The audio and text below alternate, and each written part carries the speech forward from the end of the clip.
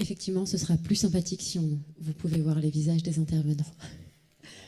C'est ça. Donc aujourd'hui avec nous pour parler des enjeux territoriaux et des projets pilotes en Auvergne, Sébastien Rey, chargé d'études mobilité à l'agence d'urbanisme et de développement de Clermont. On va faire dans l'ordre, ce sera plus simple. Stéphane Rodier, vice-président du syndicat mixte des transports urbains du bassin thiernois, le SMTUT, si j'ai bien compris. Stéphanie Bouillot, déléguée au développement régional au groupe La Poste. Adeline Porchez, hein, pas Porchet, c'est bien ça. Chef de projet nouveau service de mobilité au syndicat mixte des transports en commun de l'agglomération clermontoise, SMTC. Et puis nous aurons également avec nous Pascal Grand, qui est ici dans la salle, qui est administrateur de la plateforme Mobilité 63. Vanessa Gosling, juste derrière lui, chargée de mission mobilité Covoie de Santé 63 à la communauté commune du Pays de Saint-Éloi.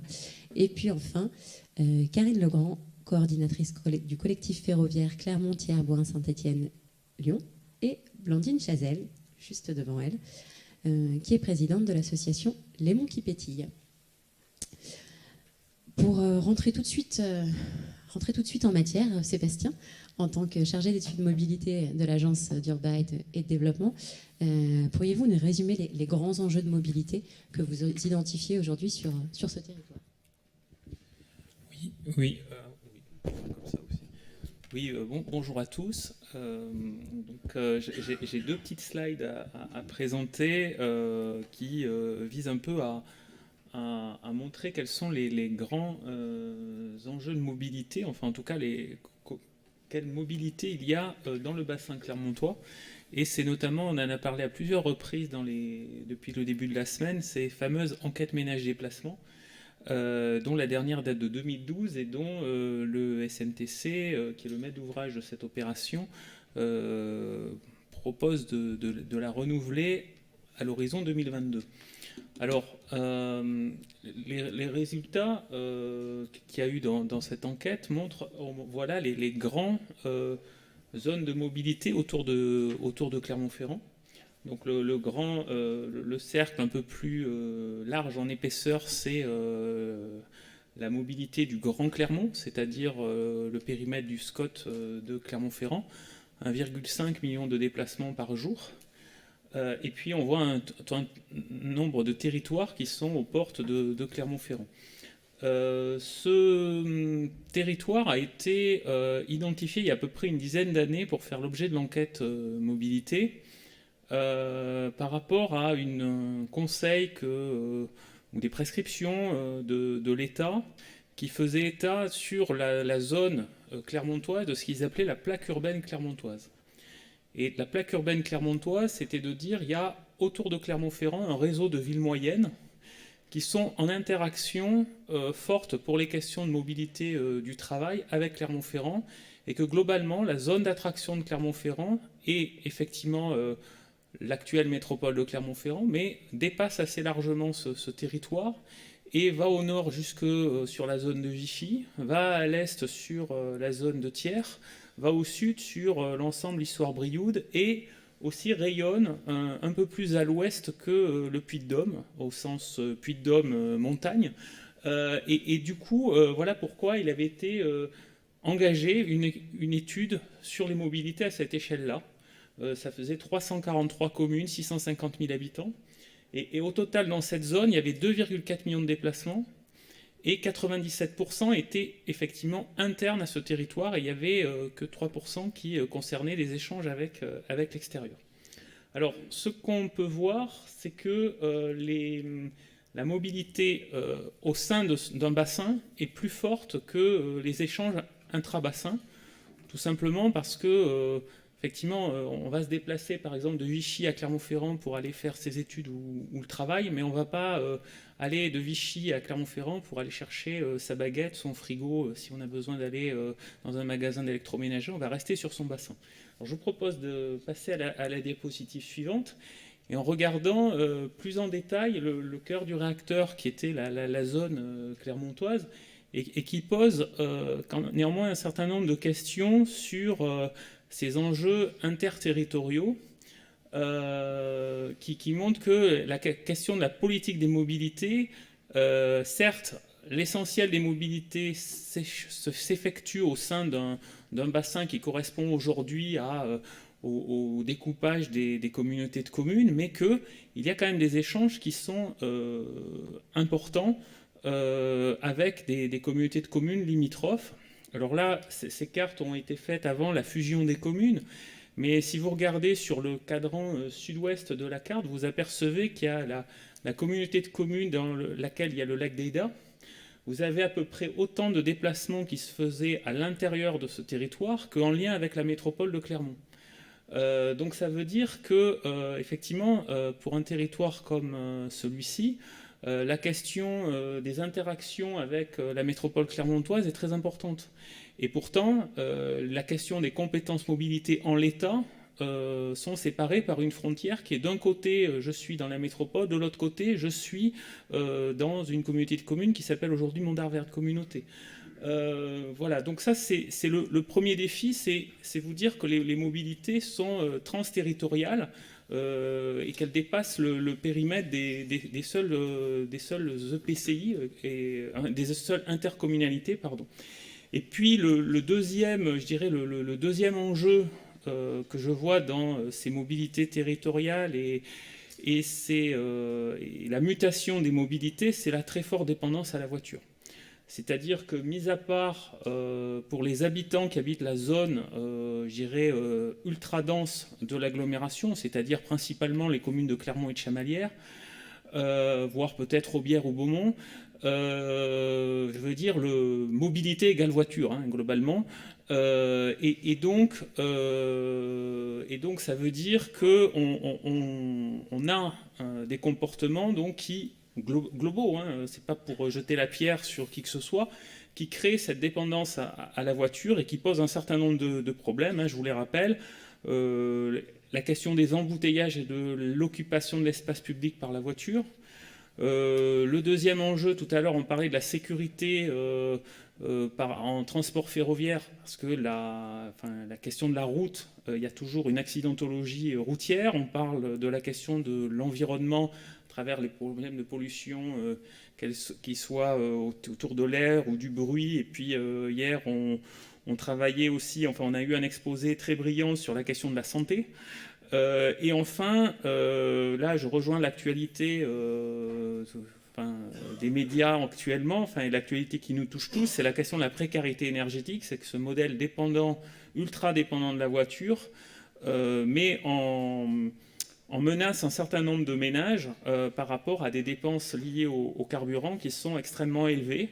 On avait fait avec le CEREMA une estimation il y a, sur la base de l'enquête 2012 vers 2014-2015, que sur le secteur que je vous présente, il y a 20 000 ménages qui sont considérés comme précaires par rapport à l'énergie liée à la mobilité. C'est-à-dire c'est des ménages qui vont dépenser plus de 18% de leurs revenus à se déplacer, quand la moyenne générale est autour de 10-12%.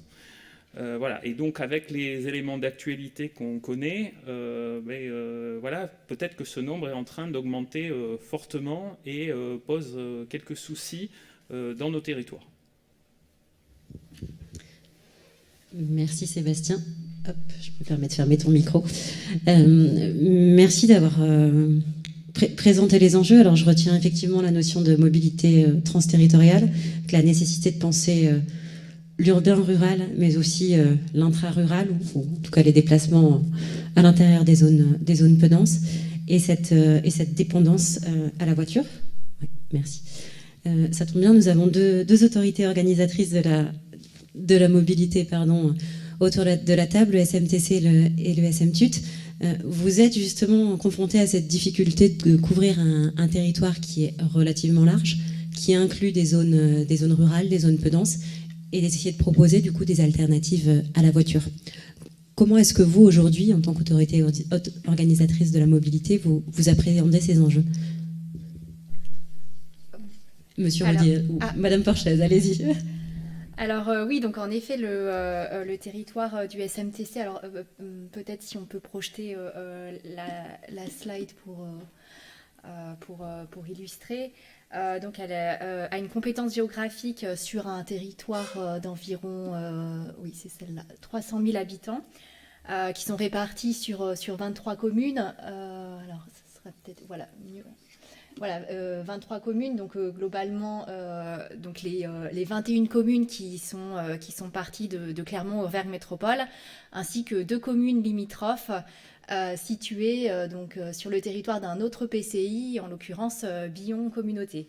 Et donc, la particularité de ce ressort territorial fait en effet que donc il y a un regroupement de territoires très variés, à la fois des pôles denses au niveau donc, de Clermont-Ferrand, mais aussi aux alentours immédiats, ainsi que toute la frange est, Cournon d'Auvergne, Landes, Pont-du-Château.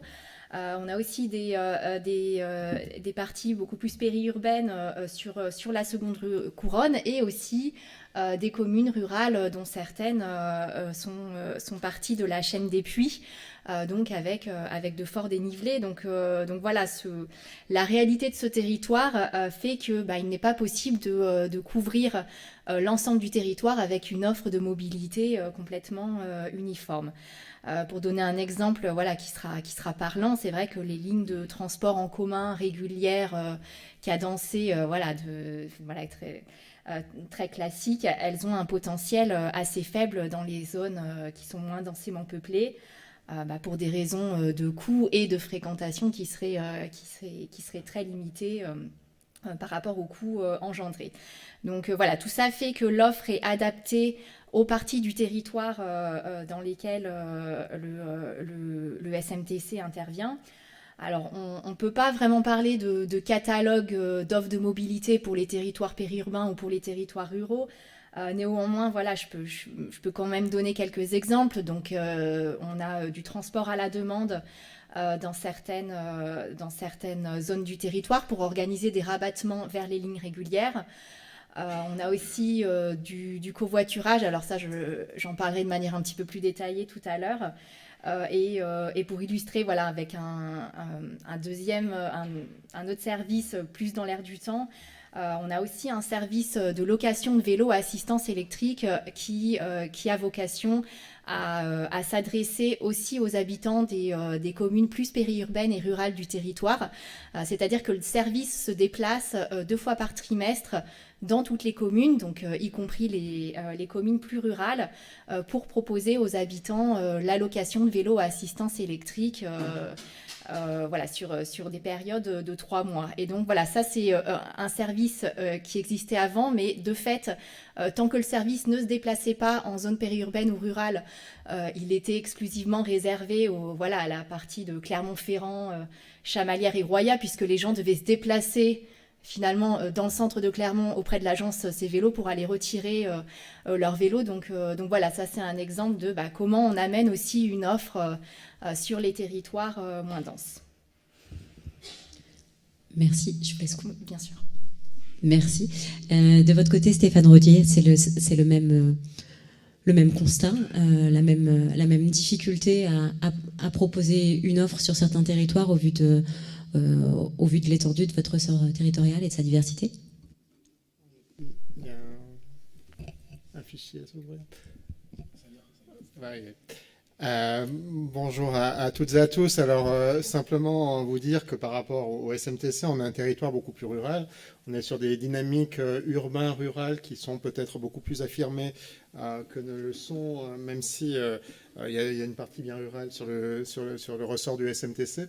Nous, on est sur des dynamiques liées à une histoire récente, puisqu'on avait un syndicat intercommunal à vocation unique des transports urbains thiernois avec 2 communes, la commune, on va dire la partie la plus urbaine du territoire, Thiers et Péchadoire.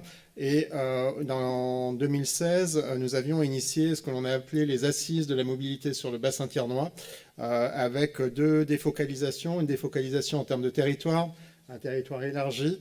Alors élargi bien évidemment aux 2 communautés de communes en création à l'époque, parce qu'on n'avait pas encore Thiers-d'Or-Montagne, on avait 4 communautés de communes du côté de Thiers-d'Or-Montagne, et celle entre Dor et Allier, donc la partie que l'on voit sur l'ouest du territoire. Et on a défocalisé aussi par rapport à on va dire, l'offre classique portée par le Civutude, c'est-à-dire c'était à l'époque une autorité organisatrice des transports urbains, et on s'occupait principalement de transports urbains. Et l'idée, ça a été de voir quelles étaient les solutions envisageables sur un territoire précisément, comme il a été dit à l'instant, avec des offres de mobilité qui doivent répondre à des topologies, à des géographies diverses, avec des densités de population diverses. Et donc, ça avait été l'occasion de rebattre l'ensemble du dossier, en lien en plus avec le pôle métropolitain accompagné par l'agence d'urbanisme, puisque notre étude a été labellisée pôle métropolitain. L'idée était bien d'avoir évidemment une réflexion sur un périmètre qui nous correspondait, mais en lien avec les autres autorités organisatrices de la mobilité, SMTC d'un côté ou du côté de Vichy, la communauté d'Aglo. Donc la réflexion, on peut passer, alors c'est deux diapos après, celle-là a été présentée ce matin ici. Les réflexions ont été de plusieurs ordres. Alors, sur les enjeux, bien évidemment, j'en ai parlé un peu ce matin, il y a des enjeux en termes économiques, en termes sociaux. Ça a été très bien rappelé à l'instant, le coût pour les familles du transport maintenant dans le budget des ménages. Alors nous, sur l'étude qui avait été réalisée à l'époque sur l'ensemble des deux communautés de communes entre Doréally et Thiers-d'en-Montagne que l'on a vu juste avant, on avait pour le budget des ménages 23% du revenu disponible qui a été utilisé à cette échelle-là. Et sur certaines communes, ça monte jusqu'à 30%. Donc avec on voit tout de suite les tensions sociales que ça peut engendrer. Et très, très concrètement, il suffit d'un accident de la vie, c'est-à-dire une voiture qui tombe en panne, etc., pour que on soit complètement bloqué sur un territoire donné avec aucun accès aux possibilités d'emploi. Donc un des thèmes qui va être développé, je le développerai un peu plus tard, mais c'est tout ce qui a trait à la mobilité des jeunes apprentis, sur lequel on a, en plus évidemment de l'offre de bus urbains qui a été enrichie par rapport à ce qu'elle existait auparavant, avec à la fois du transport urbain et du transport périurbain sur l'axe le plus dense, c'est-à-dire est-ouest, nord-sud, ce qui suit les départementales. Et sur le reste, on a donc des offres de mobilité adaptées sur les apprentis en lien avec le foyer des jeunes travailleurs. On travaille aussi sur des plans de déplacement interentreprises. On reviendra dessus un peu après.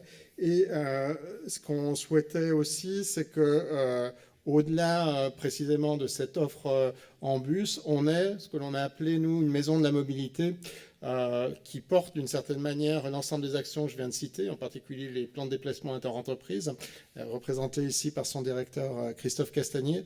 La maison de la mobilité a pour vocation de penser l'ensemble de l'offre de mobilité sur ce territoire.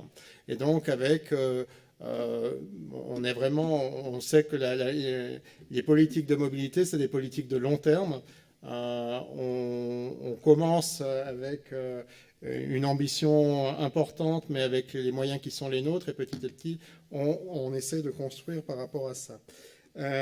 Et dernier point, évidemment, tout ce qui a trait à l'environnement et au cadre de vie. Alors, on est, comme beaucoup de territoires, engagés sur un plan climat, air, énergie territorial, où la place de la voiture est remise en question du fait de son empreinte carbone. Et donc, il nous paraissait important de pouvoir mettre en œuvre des offres de mobilité adaptées, alors aussi bien en direction des lieux de travail d'une manière générale, et puis aussi d'accès aux services publics, accès aux services de santé, et du coup avec des enjeux importants sur un territoire que je rappelle, avec des revenus médians très bas par rapport à l'ensemble du département du Puy-de-Dôme. Donc là, de gros enjeux, avec un territoire qui a à la fois des cartes à jouer parce que c'est un territoire très industriel et avec des entreprises de très grande qualité, et de l'autre des salariés, alors en plus ces entreprises recherchant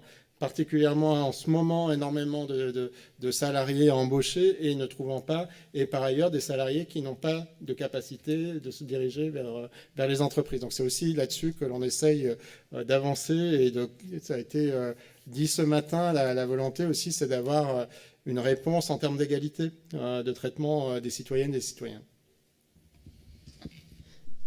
Merci, vous avez très bien souligné les enjeux, notamment effectivement en matière d'accès à l'emploi, mais aussi à l'éducation, à la santé. Et vous avez tous les deux mis en avant quelques solutions qui ont déjà été mises en place pour relever ces défis-là. Adeline, vous nous avez mentionné une solution de covoiturage notamment. Est-ce que vous pourriez nous en dire un peu plus sur ce projet du SMTC ? Oui, en effet, si on peut projeter la slide adaptée. Donc oui, en effet, c'est vrai que il y a eu un projet justement de coopération urbain-rural sur la mobilité. Alors une expérimentation qui est en cours d'achèvement, mais sur laquelle on est en train de capitaliser. Donc c'est une expérimentation qui déjà a été portée de manière partenariale entre le SMTC, le Parc des Volcans d'Auvergne et l'association Covoiturage Auvergne. Une initiative d'ailleurs plutôt rurale, puisqu'elle avait pour origine une démarche menée par le Parc des Volcans d'Auvergne qui a trouvé écho au niveau des actions de mobilité durable du SMTC. Et l'objet de cette expérimentation, justement, c'était d'organiser un service de mobilité urbain-rural sous la forme d'une ligne de covoiturage pour organiser les déplacements des habitants de la zone rurale et périurbaine vers la métropole clermontoise. Et en l'occurrence, on sortait même en fait du ressort territorial du SMTC. Vous pouvez le voir sur la carte en fait, puisque l'itinéraire part de Rochefort-Montagne jusqu'à Clermont-Ferrand. Donc Rochefort-Montagne, qui relève d'un autre PCI. Alors bon, le fonctionnement, je ne vais pas rentrer dans le détail, donc c'est ce qui caractérisait vraiment cette ligne. Donc c'est le fait qu'elle était équipée de stations matérialisées sur la voirie avec un équipement en matériel, notamment des bornes et des panneaux à messages variables. Et puis, donc en fait, une des grandes caractéristiques aussi, c'était que le service soit 100% spontané, c'est-à-dire que je suis passager, j'ai aucune réservation ou organisation préalable à faire. Je me rends sur l'une des stations de covoiturage, je fais ma demande de trajet et celle-ci s'affiche sur un panneau situé quelques mètres en amont pour prévenir les conducteurs que je suis un passager en attente avec ma destination. Donc je vais pas rentrer plus dans le détail, mais plutôt m'attarder sur les suites immédiates. Alors c'est une expérimentation qui ne sera pas renouvelée dans sa forme. Elle s'est achevée à la fin de l'été. Le service est fermé depuis la semaine dernière. Il y a eu plusieurs raisons. Déjà, même si ça peut être une excuse un petit peu facile, il y a quand même eu le contexte sanitaire qui nous a beaucoup pénalisés. Parce que sur les 27 mois d'expérimentation, on a eu plus d'1 an et demi de Covid et post-Covid. Et donc voilà, sur un projet comme ça qui nécessite quand même du changement de comportement, sur un temps assez long, la crise nous a beaucoup pénalisés. Donc au-delà de ça, il y a quand même eu des grosses difficultés de fréquentation qui avaient même démarré malgré tout avant qu'on parle de Covid. Également des difficultés techniques. Et puis, on s'est aperçu lors de l'évaluation finale, en associant les territoires et les quelques usagers, que autant ce service a correspondu et correspond vraiment à un vrai besoin de mobilité des habitants de ces zones vers la métropole clermontoise. Pour autant, le service tel qu'il était organisé dans sa forme n'a pas forcément répondu aux attentes. Et en particulier, le côté 100% spontané qui avait été souhaité et on voulait en faire une caractéristique très forte. Finalement, c'est pas le côté souplesse qui a été apprécié, mais ça a plutôt suscité une crainte de l'incertitude du départ. Donc c'est vrai qu'on avait surtout visé des déplacements domicile-travail, à des horaires plutôt contraints. Et c'est ce qui a un peu pu décourager sans doute certains passagers, c'est voilà, de ne pas savoir potentiellement le matin s'il allait partir dans les 3 minutes, les 10 minutes ou un petit peu plus. Donc voilà, donc pour toutes ces raisons, l'expérimentation n'est pas prolongée. Pour autant, le SMTC continue vraiment à s'investir sur la question du covoiturage, dans la mesure où voilà, il est convaincu que c'est un axe sur lequel il faut travailler, notamment sur ce type de zone périurbaine et rurale. Donc là, on est en train de lancer une réflexion beaucoup plus vaste sur le covoiturage. Alors vaste à la fois au niveau géographique, parce que voilà, partant de cette expérience de coopération avec d'autres territoires, on a souhaité associer aussi les territoires alentours du SMTC à cette démarche. Et puis aussi une réflexion plus vaste dans sa thématique, c'est-à-dire que voilà, on ne va pas exclusivement se centrer sur l'offre de services, voilà, ce qui relève pleinement de la compétence du SMTC, mais on a souhaité aussi élargir la réflexion à tous les leviers et les supports qui pouvaient aider au covoiturage. Donc je pense notamment à des infrastructures type aires de covoiturage, voies réservées. Il peut y avoir aussi des leviers à mobiliser au sein des entreprises dans le cadre des plans de mobilité. Et donc voilà, donc tout ça fait qu'on est en train de lancer une réflexion beaucoup plus vaste pour vraiment chercher des synergies sur le covoiturage, en partant du principe que voilà, finalement, pour encourager au covoiturage, il y a tout un écosystème global à mettre en place qui ne sera pas exclusivement centré sur l'offre de services à proprement parler. Donc voilà, là on termine une phase de diagnostic. Ensuite, dans un second temps, donc, il va y avoir la construction d'une feuille de route pour ensuite vraiment identifier des solutions opérationnelles pour la suite, et également formaliser des partenariats pour mettre en place un certain nombre d'actions.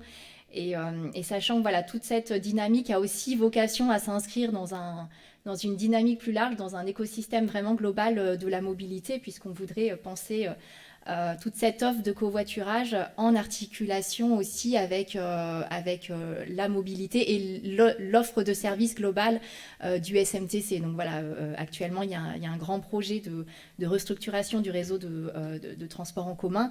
La dynamique inspire, et donc voilà, tout ça a vocation à être pensé en articulation. Merci Adeline, c'est effectivement un projet très intéressant, et en travaillant pour un pôle de compétitivité, je ne peux que soutenir cette approche système quelque part, de valoriser votre projet et d'investir sur tout ce qui va lui permettre de se développer, que ce soit les infrastructures d'appui, d'aide au covoiturage, et sur cette dynamique d'écosystème pour que ce soit une solution maillée avec tout le reste, et du coup en visibilité parmi toutes les autres solutions. Je reviens à vous, Stéphane Rodier. Vous avez également mentionné quelques solutions. Vous avez parlé de plans de développement inter-entreprise, de mobilité des apprentis. Est-ce que vous pouvez nous en dire un peu plus sur les solutions à votre échelle ? Alors, ce qu'il faut bien comprendre, c'est que notre offre de mobilité est relativement nouvelle. On parle de 2020 pour vraiment la mise en place de ce syndicat mixte des transports urbains thiernois, regroupant TDM, c'est-à-dire 30 communes du côté de Thiers-d'Or-Montagne, la communauté de communes, et de l'autre côté, nous avons 3 communes du côté d'Entre-Dor et Allier.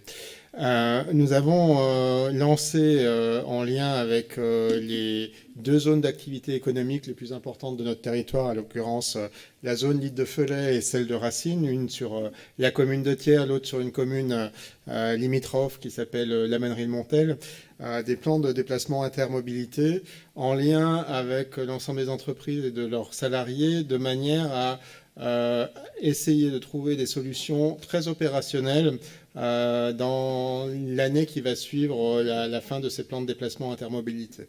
On en profite aussi pour, d'une certaine manière, faire la réclame des offres de mobilité alternative. Alors, ça va depuis le vélo assistance électrique. Alors, plus exactement, c'est plus facile sur une des zones d'activité où On a, on va dire, des abords relativement protégés sur la zone qui est proche de Thiers. C'est beaucoup plus compliqué. Ça demanderait des transformations un peu plus lourdes du réseau routier. Par contre, de l'autre côté, si on fait un cercle de 3-4 km autour de la zone d'activité, on a une partie substantielle des salariés de ces entreprises qui y habitent. Donc ça fait partie des...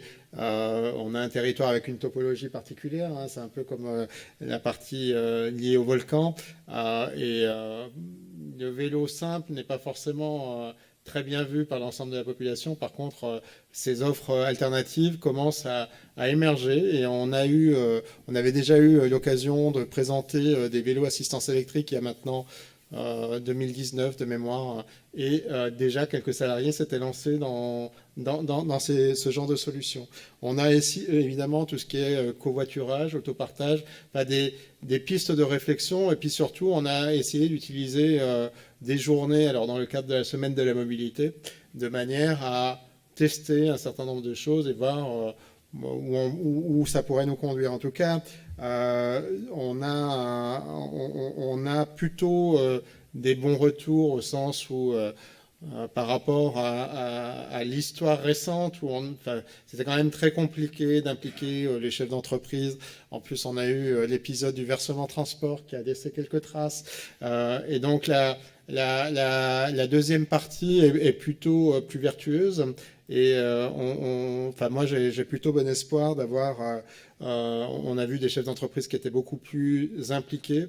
Les salariés le sont encore pas suffisamment, et c'est un des points un peu clés de mon point de vue, parce que même si une part d'entre eux, soit en CDD, soit en intérim, peuvent être fragilisés pour des questions de mobilité, très souvent, la question de la mobilité n'est pas une question jugée prioritaire dans l'imaginaire de beaucoup de salariés. Très clairement, est sous-estimé le coût d'une voiture par l'ensemble des ménages. Et donc, il y a aussi un travail de pédagogie à faire autour de ça, hein, expliquer les coûts directs et indirects, c'est-à-dire l'amortissement de la voiture, les assurances, l'essence, etc., et prendre en compte non pas simplement le budget essence comme c'est trop classiquement fait, c'est des choses qui méritent d'être un peu propagées.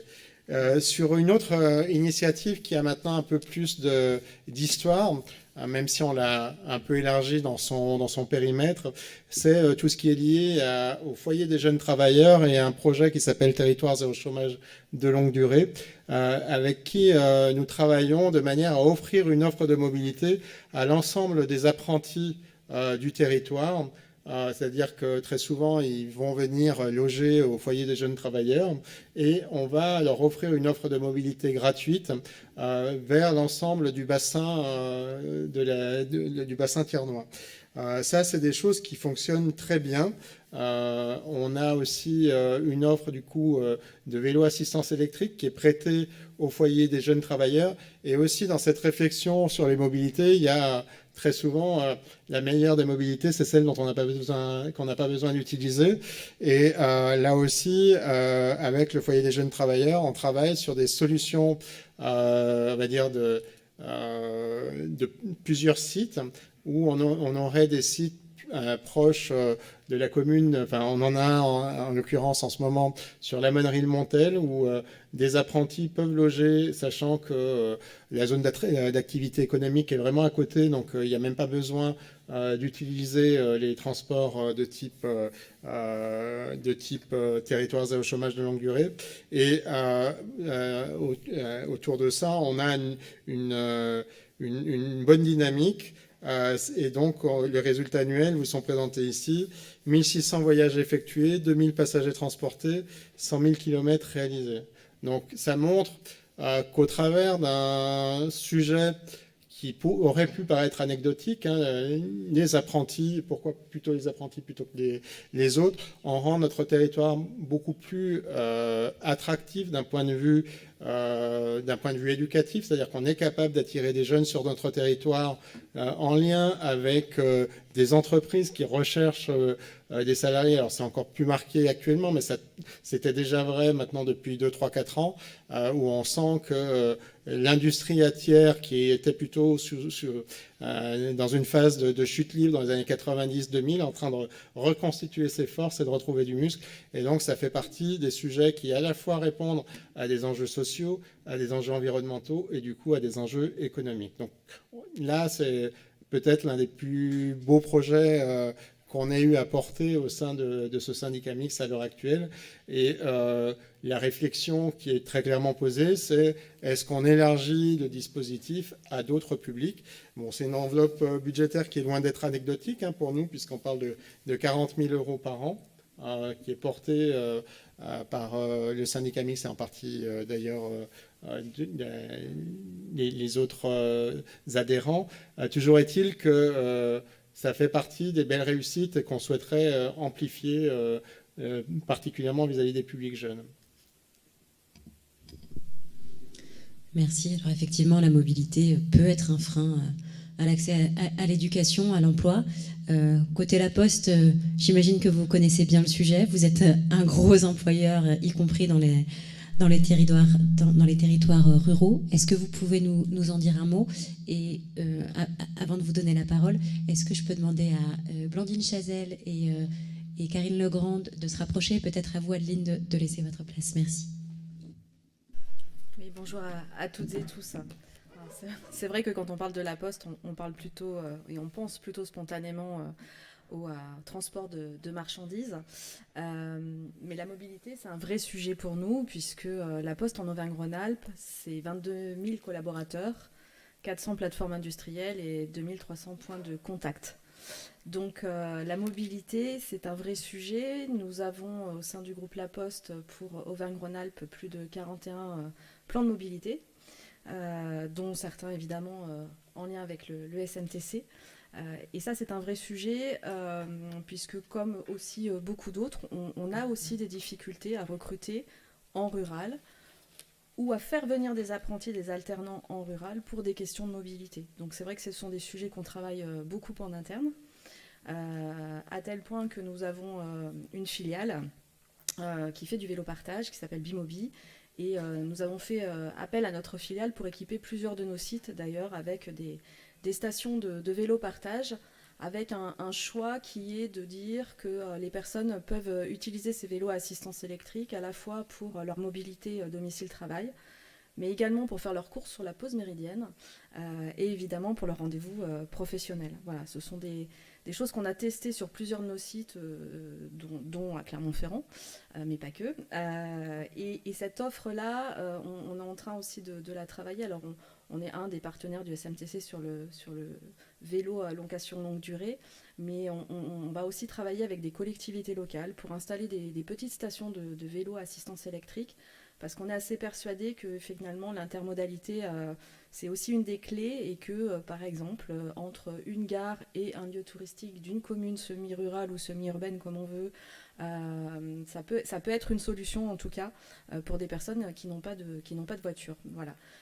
Donc je vous parlerai plus longuement tout à l'heure des mobilités de marchandises, mais les plans de mobilité et toute la partie en fait de conviction en interne pour changer, on va dire, le prisme, l'autosolisme et transformer avec des modes de mobilité alternatifs, c'est un des vrais sujets qu'on travaille en interne au groupe La Poste. Merci Stéphanie.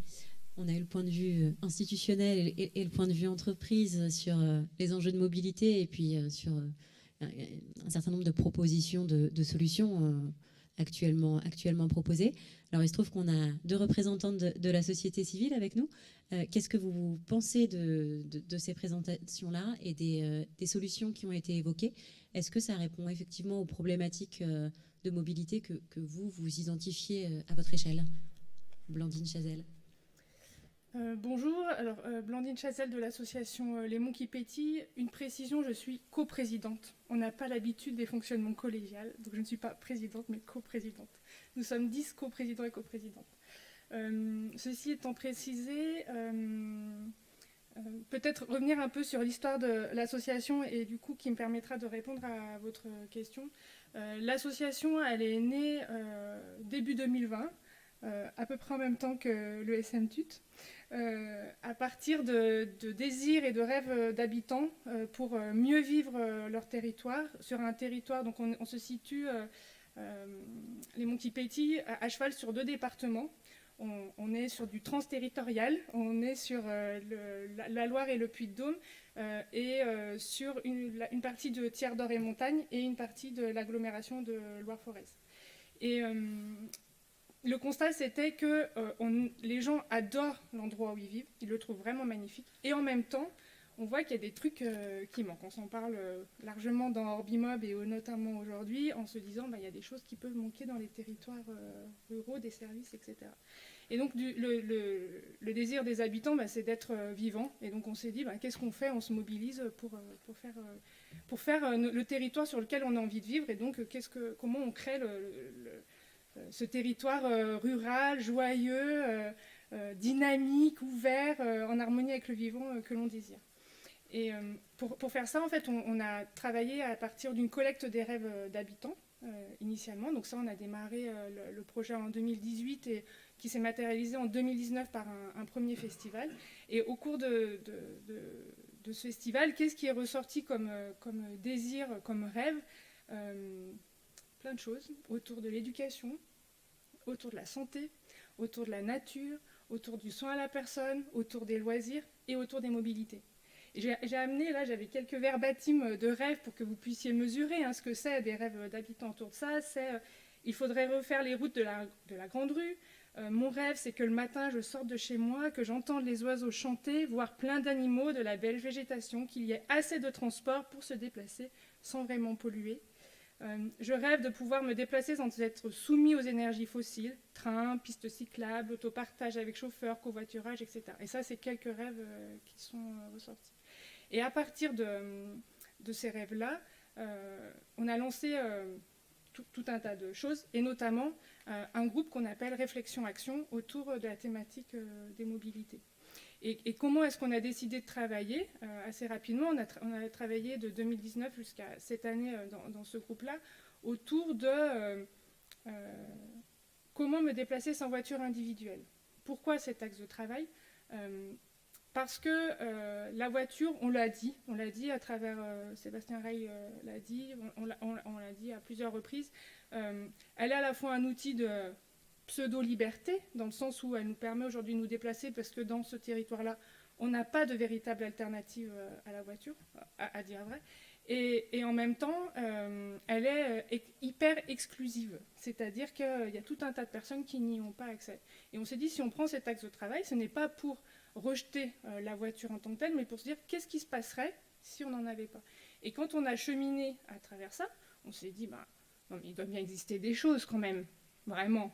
Donc on a fait le travail, on a épluché les grilles horaires des bus, les grilles horaires des trains, tout ce qui a pu se passer. Et donc on a effectivement constaté qu'il y avait un certain nombre de choses qui existaient et aussi un certain nombre de choses qui nous manquaient. Et dans les choses qui existent, c'est les offres, mais c'est aussi les acteurs et c'est aussi les besoins et les initiatives qui existent. Et donc qu'est-ce qu'on fait de tout ça? Et donc à partir de tout ça, il y a une chose qu'on a décidé, c'est de mieux comprendre quand on parle d'écomobilité inclusive, si on veut utiliser ce terme-là. Il y a la plateforme mobilité qui est là et qui comprendra ça. Qu'est-ce que ça veut dire? Et donc on a mené une enquête sur ce sujet-là. Et qu'est-ce qui ressort dans cette... on a questionné autour de les différentes raisons pour lesquelles on se déplace. On se l'est dit, il y a le domicile-travail, mais il n'y a pas que ça. Il y a les rendez-vous santé, on veut aller voir la famille, on veut aller faire ses études, etc. Et quelles solutions j'ai à disposition et j'utilise? Et donc, figurez-vous, 70 à 85% de la population utilise la voiture individuelle. Et en même temps, quand on demande aux gens, est-ce que vous avez déjà testé d'autres choses? La plupart disent, oui, j'ai déjà testé autre chose. Les autres choses, c'est la marche, le vélo, les transports collectifs, dont le train. Donc c'est plutôt une bonne nouvelle parce qu'on se dit, on ne part pas de zéro. Et par contre, si on va un petit peu plus loin, on leur dit, voilà, imaginons, on laisse la voiture au garage, qu'est-ce qui vous faciliterait la vie pour l'utiliser? C'est deux choses, c'est d'avoir de l'information sur le fait que ça existe, et l'autre chose, c'est assez basique, vous allez me dire, d'avoir de l'offre. Et donc, à partir de ça, qu'est-ce qu'on fait? Alors, il y a... la bonne nouvelle, c'est que le SMTUT s'est créé comme il s'est créé et qu'on travaille vraiment en intelligence avec eux. Enfin, Christophe, il est là, il peut témoigner, on se croise assez régulièrement. Et en fait, c'est une bonne nouvelle que ce soit là. Et en même temps, c'est jeune, ça date de 2020. Et donc, ils le disent, voilà ce qu'on a déjà réussi à faire et ils savent qu'ils ne sont pas allés au bout. Et donc, nous, on intervient sur la frange la plus rurale, en fait, de ce territoire-là. Et donc, nous, étant vraiment au contact de la population, on peut aussi nourrir ces remontées en besoin et aussi nourrir ces ouvertures, ces imaginaires possibles pour les habitants, parce qu'aujourd'hui, c'est difficile d'imaginer autre chose que ce que l'on a, parce que on ne l'a pas. Et ça fait des années, en fait, que les personnes ne l'ont pas, donc ils sont vraiment habitués à utiliser leur voiture. Et donc, c'est tout un travail fin pour aller au contact de la population. Ce que je n'ai pas dit, c'est que l'association est agréée depuis début 2021 espace de vie sociale. Donc je suis un peu trop longue, c'est ça? D'accord. Et donc souvent on ne connaît pas très bien les espaces de vie sociale, on connaît plutôt les centres sociaux, mais on est des acteurs d'animation de la vie sociale où on travaille vraiment sur la dignité des personnes, sur le pouvoir d'agir et sur le lien social. Et donc nos actions portent à la fois sur la dimension de la mobilité, mais elles portent aussi sur ces dimensions-là de vie sociale au sens large. Alors j'ai d'autres choses à vous dire, mais je le dirai plus tard, alors c'est ça? Parce qu'on a des projets qui se préparent, vous savez. Merci Blandine, on pourra en parler peut-être notamment après. Dans la partie questions. Je suis désolée de vous presser, mais on a pris pas mal de retard et je vois qu'il y a pas mal d'activités sur le chat. Donc si on veut pouvoir prendre les questions de la salle et du chat, essayons d'être concis et de donner un aperçu et d'y revenir tout à l'heure. Alors vous avez mentionné qu'effectivement ce qui est nécessaire, c'est d'avoir de l'info et d'avoir de l'offre. Vous avez mentionné dans les solutions le train. Karine Legrand, vous militez notamment pour la réouverture d'une ligne de train. Vous pouvez nous en dire un peu plus sur les besoins finalement qui ont été identifiés et la façon dont votre collectif pense que le train pourrait répondre à ces besoins-là. Oui, donc Karine Legrand, coordinatrice du collectif Clermont-Ferrand, Thiers, Bouin, Saint-Étienne, Lyon. Donc en fait, je suis absolument pas toute seule. C'est je dirais, une équipe qui est concernée par il y a 6 associations dans notre collectif, pour préciser un petit peu le contexte. Il y a des élus à la fois locaux, des élus départementaux, des élus nationaux aussi qui font partie de ce collectif, des entreprises, notamment des entreprises de fret. Et puis, et bien entendu, des habitants. Et en fait, c'est surtout des habitants qui animent, je dirais, l'activité du collectif. Et donc, en fait, on est parti Ce qui s'est passé, c'est que c'était lorsqu'on a vu qu'au niveau du contrat État-région, la régénération du tronçon ferroviaire entre Thiers et Bouin, qui comporte 48 km sur les 150 km existants, il y en a déjà les 2/3 qui sont exploités et qui fonctionnent. Et pour la pérennité des territoires, en fait, on s'est rendu compte que c'était pas intégré. Et le fait que ça ne soit pas intégré, là, il y a eu en fait une prise de conscience de tout le monde que c'était pas possible. Il fallait absolument qu'il y ait cette colonne vertébrale qui est indispensable pour irriguer les territoires, soit régénérée. Alors la raison, elle a été identifiée à travers aussi les études menées par les Monts qui pétillent, plus nous des présences diverses et variées sur le territoire pour identifier des besoins. Nous, on a en fait, à travers toutes les réunions qu'on a pu faire avec les élus, avec les habitants, on a identifié qu'en fait, il y avait les étudiants et les scolaires. Notamment aujourd'hui, il y a des problématiques importantes, c'est-à-dire qu'il y a des étudiants, des familles dont les enfants vont à Saint-Étienne ou à Clermont ou bien à Lyon, sont amenés à avoir une chambre ou un logement dans les métropoles, et sur les personnes à revenus modestes, ça pose forcément des difficultés. Et donc là, s'il y avait en fait une offre de train correcte dans ces dans ces deux parties, automatiquement, les gens du territoire, que ce soit sur Noiretable, sur la Monnerie-le-Montel, même Thiers, pour les étudiants qui vont étudier sur Saint-Étienne, pourraient y aller en moins d'une heure pour certains trajets. Donc là, on est sur des temps de transport tout à fait acceptables et qui permettraient de continuer à maintenir, je dirais, les familles en milieu rural. Au niveau des scolaires, pour les lycéens et collégiens, donc c'est vrai que là, il y a deux autorités organisatrices des mobilités de chaque côté, sur Loire-Forez et puis sur Thiers-d'Or-et-Montagne. Là, du coup, le tronçon ferroviaire permettrait de faire le lien justement avec ces offres qui sont déjà en fait mis en place. Pour notamment les collégiens et les lycéens, on pense au lycée agricole qui se trouve à Noiretable, le lycée forestier, dont il y a des besoins, il y a des scolaires en fait également. Donc là, on est sur des populations de collégiens. Les personnes âgées, ça, donc Blandine, tu l'as déjà dit concernant les besoins en termes de santé. Alors c'est pas forcément que des gens qui vont faire des consultations aussi auprès des populations. C'est également des gens qui ont besoin, enfin des personnes âgées, ça nous on l'a identifié, qui ont besoin d'aller voir leurs proches qui sont hospitalisés ou qui sont en fait dans des EHPAD où là il y a un besoin et on est sur des populations qui n'ont pas de permis, enfin ou qui ne peuvent plus conduire ou qui n'ont pas de permis de conduire, ça dépend lorsque c'est des personnes âgées. Et donc là il y a également ce besoin par rapport à ça. Il y a un phénomène qui a été mis en avant par des élus locaux, c'est l'arrivée de ce qu'on appelle les néo-ruraux. Donc des familles qui viennent suite au confinement, qui changent leur façon de vivre, et puis avec le développement du télétravail, qui souhaitent s'implanter en milieu rural. Et donc à partir du moment où il y a tous les services, et dans certaines communes, c'est ce qui se passe, il y a jusqu'au collège, il n'y a pas de problème, ou même voire lycée, il n'y a pas de souci. Donc là, ça intéresse les familles de s'implanter. Donc il y a un phénomène qui est en train de se mettre en place à ce niveau-là. Et puis au niveau des salariés pour les trains du quotidien, aujourd'hui, lors de nos échanges que l'on a pu avoir, il y a des personnes qui des fois ont des réunions sur Saint-Étienne. Et aujourd'hui, à part la voiture, c'est très compliqué d'aller en train, même de Clermont-Ferrand jusqu'à Saint-Étienne. Vous allez mettre 3 heures pour une réunion de 2 heures, c'est carrément pas raisonnable, mais ça c'est 3 heures pour aller, il faudra 3 heures pour revenir. Donc là c'est plus du tout raisonnable.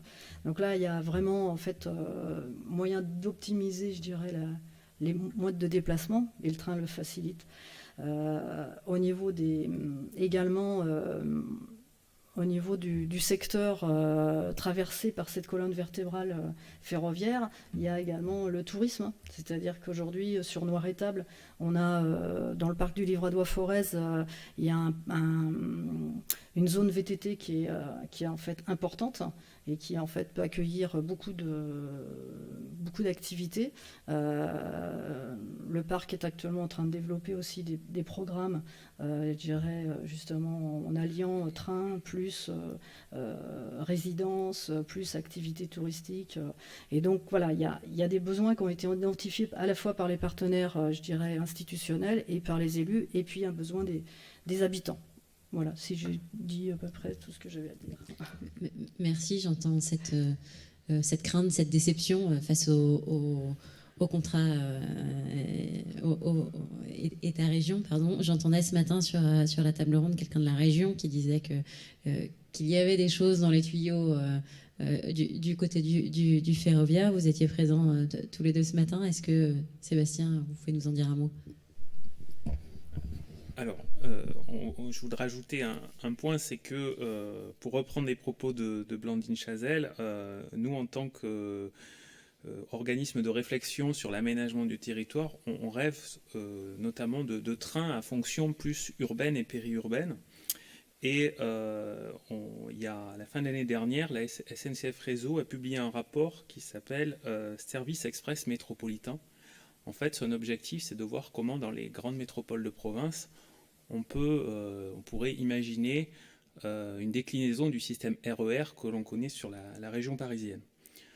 Ce rapport, il ne dit pas grand-chose sur l'agglomération clermontoise. Il y a quelques lignes, même si l'agglomération est citée. Et nous, auprès des élus du pôle métropolitain Clermont-Vichy-Auvergne, on au début de l'année, sensibiliser les élus à l'existence de ce rapport. Et on a plutôt un accueil favorable. Et il se trouve qu'il y a un élu, Frédéric Aguilera, il a mentionné tout à l'heure qu'il était ancien président du pôle métropolitain. Il est devenu vice-président en charge des mobilités à la région. Et ça fait partie, cette question du développement des RER dans les grandes métropoles de la région, ça fait partie des sujets. Et donc aujourd'hui, il y a une étude qui devrait se lancer sur 2022 pour voir quel potentiel il pourrait y avoir sur la zone clermontoise, au même titre que sur la zone de Chambéry, de Saint-Étienne-Lyon et de Grenoble. Merci. Et sur un bassin territorial comme celui du SMTUT, quelle est l'opportunité que vous voyez véritablement pour le ferroviaire ? Alors, bien évidemment, le SMTUT en lui-même est un partenaire du ferroviaire, mais n'a pas de possibilité d'influencer outre mesure. C'est un pouvoir un peu plus d'entraînement plutôt que de conviction, plutôt que de coercition. Très clairement, alors on en a parlé un peu ce matin, donc je vais pas reprendre l'ensemble, mais peut-être par rapport à l'étude qui est faite au sein du syndicat ferroviaire du Livradois de Forêt, il y a par rapport au fret de gros enjeux sur notre territoire. Alors en particulier, on peut imaginer des choses en matière de déchets. On a des problématiques liées au Valtom sur les derniers kilomètres côté Valtom, et puis tout particulièrement sur la zone, c'est-à-dire le Grand Ambertois et la partie de la Haute-Loire, il y a des enjeux en termes d'économie forestière. Très clairement, ça fait partie des sujets sur la table qui peuvent favoriser justement une vision de long terme sur le fret qui pourrait être intéressante. Et j'ai cité une entreprise tiernoise, alors qui est bien au-delà de Thiers et qui en particulier travaille sur le ferroviaire, qui a un gros succès en ce moment. Donc on voit que le ferroviaire, c'est des solutions aussi pour les entreprises d'aujourd'hui. Simplement, il faut s'en donner quelques moyens. Parfois, on reste prisonnier. Cette entreprise a pris le virage, contrairement à d'autres, parce qu'on a peut-être des gens qui sont plus engagés qu'ailleurs, mais très souvent, c'est simplement un problème de visibilité, de lisibilité dans le temps. C'est-à-dire, on reste attaché à la voiture, ça a été dit, mais aussi à l'objet camion. Et parfois, des solutions de type ferroviaire peuvent être tout à fait attractives pour les marchandises aussi. Oui, donc effectivement, le train pourrait permettre de répondre à des problématiques sur le transport des personnes, mais aussi des marchandises. Merci à tous les deux. Je vous propose de rejoindre la salle pour que je puisse appeler Pascal Grand et Vanessa Gottschling parmi nous. Alors, on a beaucoup parlé jusqu'ici de la diversité des territoires et de la nécessité d'adapter l'offre de mobilité. Mais au-delà de la diversité des territoires, il y a également une diversité des populations. Comment faire pour s'assurer que ces populations les plus fragiles, justement, aient accès aux services de mobilité et donc à l'emploi, à l'éducation, à la santé, à la culture. On en a déjà un petit peu parlé, mais Blandine Chazelle, je vous pressais tout à l'heure, je vous redonne la parole, justement. Comment est-ce que vous vous y prenez et puis, quelle est votre méthode, quelque part, et quels sont vos projets ? Alors, notre parti pris, on l'a vu ce matin, tout le monde est orienté vers une mobilité durable, une bonne partie vers une mobilité inclusive. Hormis moi, je pense que ça va rassembler encore plus. Et le souci, c'est qu'on est plutôt dans des silos en parallèle et que nous, notre vision, qu'on soit habitant, qu'on soit élu, qu'on soit entreprise, chercheur, etc., tout le monde, en fait. Et donc, nous, notre parti pris, c'est comment est-ce qu'on tisse une toile ? Comment est-ce qu'on quitte notre focale, je vais tout droit, vers « Ah, je regarde ce qui se passe à côté je fais avec les autres ». Et quand on commence à faire ça, on se rend compte qu'on le sait, qu'on a toujours notre paire de lunettes pour regarder le monde. Mais quand on commence à les poser, à écouter ce qui se passe autour, on se dit « Ah bah tiens, j'ai des nouveaux possibles. Ah bah tiens, la connaissance que je détiens est vraiment intéressante pour l'autre parce que ça le fait bouger, il comprend quelque chose du monde qu'il ne comprenait pas avant. » Et donc notre mode de travail, en fait, c'est le dialogue entre les différents acteurs et de permettre des co-constructions sincères et véritables, c'est-à-dire c'est pas « je vais écouter la personne, je réfléchis dans mon coin, je retourne vers elle et je l'informe de ce que j'ai décidé ». Non, je l'inclus vraiment. Et c'est ce qu'on a vécu, par exemple, là, au mois de septembre, où on a réalisé un festival sur 3 jours pour construire nos mobilités de demain. On est au mot qui pétille, c'est des mobilités qui pétillent, évidemment. Et c'est ce qui s'est passé, en fait. On avait des acteurs des différents horizons et où on s'est raconté des choses pour construire des projets. Et les projets qui en sortent, évidemment qu'on se parle des modes. Et en fait, on va au-delà de ça. On se dit comment on fait des trucs un peu fun, comment on fait des trucs frugaux. Patrick Oliva n'est pas là, mais il utilise beaucoup ce terme-là de frugalité, parce qu'on a conscience qu'il y a déjà des aménagements qui existent, qu'on n'a pas des moyens énormes, qu'on n'a pas un temps énorme non plus, qu'on n'a pas une énergie énorme. Donc comment on travaille avec frugalité. Et donc par exemple, un projet, c'est comment on réhabilite nos chemins. Et comment les chemins qui sont là, on les utilise vraiment et on pour refaire vivre justement ces déplacements au sein des communes. Et puis on va aller sur des projets beaucoup plus fous, comme créer une SKIC, des mobilités de montagne rurales durables. Et quand on utilise le mot SKIC, en fait, la SKIC, c'est un moyen. Ce qui nous intéresse, c'est quel dialogue ça permet entre les différents acteurs pour réussir ce défi-là. Et une petite touche, avant de céder la parole, on a une dimension que l'on travaille qui est très forte, c'est la dimension du rêve. Et à travers le rêve, on travaille les imaginaires. Et en fait, on est assez pauvre aujourd'hui en termes de régénération de nos imaginaires et de notre propre imagination. Et là, on a eu la chance de travailler avec un poète qui nous a quelque peu perturbés. Et sous peu, vous pourrez bientôt entendre une œuvre originale qu'il a créée dans le cadre d'une résidence et pour le festival, où justement, on vient nourrir les imaginaires et on se dit, pourquoi pas créer un ministère des imaginaires ? C'est très important, ces points de vue décalés, si je peux le dire comme ça, pour imaginer de nouvelles solutions en regardant tout simplement le problème sous un nouvel angle. Pour continuer sur la lignée des projets, Vanessa Gosling, je sais que vous avez travaillé plus spécifiquement sur un projet qui vise à s'assurer que la mobilité ne soit pas un frein pour accéder à la santé. Est-ce que vous pouvez nous en dire un mot ? Bonjour à tous, donc Vanessa Gosling, moi je suis la chargée de mission mobilité à la communauté de communes du Pays de Saint-Éloi, donc dans les Combrailles, nord du département du Puy-de-Dôme, donc basé à 60 km de Clermont-Ferrand. Donc voilà, nous le projet de Covoit Santé 63 est un projet de covoiturage solidaire qui est basé sur des bénévoles qui, avec leur voiture personnelle, effectuent des trajets santé pour une population dite précaire, voire grand précaire, sur une zone rurale, du coup à principauté, on va dire personnes financièrement et juridiquement défavorisées. Et donc, du coup, le système a été effectué en partenariat avec plusieurs partenaires, donc Médecins du Monde, qui est une antenne à Saint-Éloi, du coup, a initié le projet avec Covoiturage Auvergne, donc c'est les deux parties prenantes du projet. Et ils ont essayé de voir quelles étaient sur notre secteur, du coup, les problématiques santé. Il a été ressorti d'une étude Rescorda que 39% de la population avait des problèmes de mobilité pour aller à des rendez-vous de santé, et donc forcément n'allait la plupart du temps pas à leur rendez-vous de santé, ce qui peut engager des problématiques santé fortement plus lourdes pour la population, et qui derrière, donc pour les usagers principalement, mais aussi pour tous les habitants de la population, parce que forcément, qui dit, on va dire, situation plus lourde, dit situation financière après aussi pour les administrés.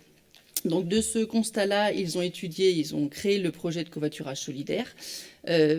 Donc il a été basé en partenariat avec la mairie de Saint-Gervais, qui était porteur de projet à l'origine, et de par la compétence mobilité de la communauté de communes, a été repris fin 2019 du coup par la communauté de communes.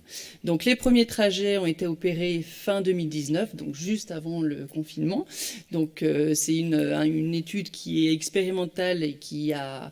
À l'heure actuelle, on est sur un système où, du coup, on est censé être à mai 2022, on est censé être en fin d'expérimentation, sauf que, comme tout le monde, le Covid a quelque peu chamboulé la situation. Donc l'explicatif, c'est que du coup, les bénévoles, avec leur véhicule personnel, effectuent des trajets pour emmener des usagers qui m'en font la demande. Donc c'est moi qui gère et qui mets en relation les usagers avec les bénévoles. Il y a un système d'organisation au préalable avec une inscription via dossier d'inscription traditionnel comme on peut imaginer. Les bénévoles emmènent les usagers avec leur véhicule personnel et il y a une rétribution qui est effectuée et qui est donnée directement de l'usager au bénévole, qui est calculée avec un faible coût pour permettre que du coup ça permet de pallier aux problèmes financiers que peuvent avoir cette population dite précaire, et sur une distance de 170 km maximale. Donc qui couvre largement en interne les médecins généralistes et les dentistes que nous pouvons avoir en locaux, et après sur des bassins comme Rion, Clermont-Ferrand sur le côté 63 qui sont couverts, et après vu qu'on est en limite de département sur cette zone Combrailles qui fonctionne aussi sur la partie Montluçon qui est la grosse ville on va dire de l'autre côté partie alliée, mais aussi Vichy par exemple, Vichy communauté, où du coup les usagers c'est eux qui décident de leur trajet en fonction des habitudes et des choix, on va dire, de leur médecin traitant. Donc ça s'effectue, le but de cette action, c'était vraiment faciliter l'accès aux soins aux personnes qui en ont besoin et qui peuvent avoir d'autres problématiques. Donc il y a 2 objectifs principaux à ce dispositif de covoiturage solidaire. La première, c'est d'aider les personnes à aller à leur rendez-vous de santé. Il y a 3 actions. La priorité, c'est qu'il ne faut pas que les personnes aient d'autres moyens de locomotion ou de réseau amical ou autre chose. Donc en fonction de ça, on peut pallier à cette solution. Et il faut qu'ils habitent sur la communauté de communes. Les personnes malheureusement hors pour l'instant de la communauté de communes ne peuvent pas bénéficier du service. Il y a beaucoup d'échanges qui sont effectués avec d'autres partenaires, et c'est vrai qu'on a beaucoup de demandes, mais on ne peut pas répondre à tout le monde. Et donc la première action, c'est d'effectuer les trajets, et la deuxième action, c'est aussi de permettre d'éviter l'isolement social de ces personnes. Parce qu'une personne qui est chez soi, qui n'a pas de moyens de transport, qui a des problèmes financiers, qui a un problème de voiture ou d'autres palliatifs qu'on peut avoir, forcément, voilà, elle reste isolée. Et le fait de créer par des actions, donc en partenariat souvent avec la plateforme mobilité ou covoiturage Auvergne ou d'autres associations, on essaye de créer des ateliers pour leur permettre de créer du lien social, premièrement entre usagers, et aussi de créer du lien social avec les bénévoles, pour permettre de se rencontrer, pour éviter aussi, et puis surtout le problème du covoiturage actuellement, en plus avec les conditions sanitaires actuelles, fait que du coup rencontrer des personnes et aller dans une voiture de quelqu'un qu'on ne connaît pas, c'est très compliqué. Vous l'avez souligné tout à l'heure, donc c'est vrai que voilà. Et donc le fait d'échanger de par les ateliers permet de créer du lien social et surtout forcément de mettre un petit côté un peu plus conviviaux après sur les trajets santé. Ça peut être après des trajets santé qui peuvent être aussi lourds de situations psychologiques pour les personnes. Donc les bénévoles sont aussi là pour accompagner. On leur fait aussi des formations pour eux en fonction de leurs demandes derrière. Donc après, pour vous faire un point un peu sur tout ce qui a été depuis ce projet et depuis le début du projet.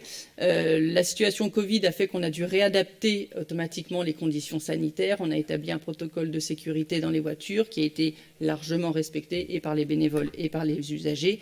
Mais on va dire la contre-indication qu'il peut y avoir avec cette situation de Covid fait que l'augmentation et la pérennisation du projet de par l'inscription des bénévoles a peut-être été un petit peu amoindrie, on va dire ça comme ça, pour que les bénévoles puissent s'inscrire au projet et bénéficier. Alors, à l'heure actuelle, on revoit un regain d'inscription des bénévoles suite, on va dire, à la mise en place du coup de tout ce qui s'est passé post-confinement. Et on est parti du départ d'un réseau de 2 bénévoles, donc ça partait d'un tout petit projet. Actuellement, on a 14 bénévoles pour 65 usagers, donc on a plus que sextuplé le nombre de départs, donc ça peut être que positif, mais c'est sûr que le but, c'est d'essayer de développer ce système de plus en plus et d'essayer d'augmenter la situation actuelle, quoi. Après, l'autre enjeu que je pourrais vous dire en finalité de ce projet, c'est que du coup, il y a une augmentation qui est significative, mais que la base du projet était établie pour que du coup, ça dure 3 ans. C'est pour ça que la date d'été 2022 est à l'aboutissement.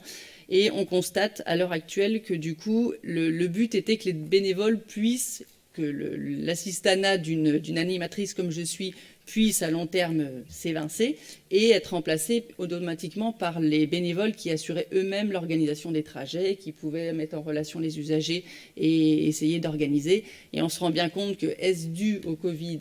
Peut-être probablement, vu qu'il y a eu un petit retour en arrière.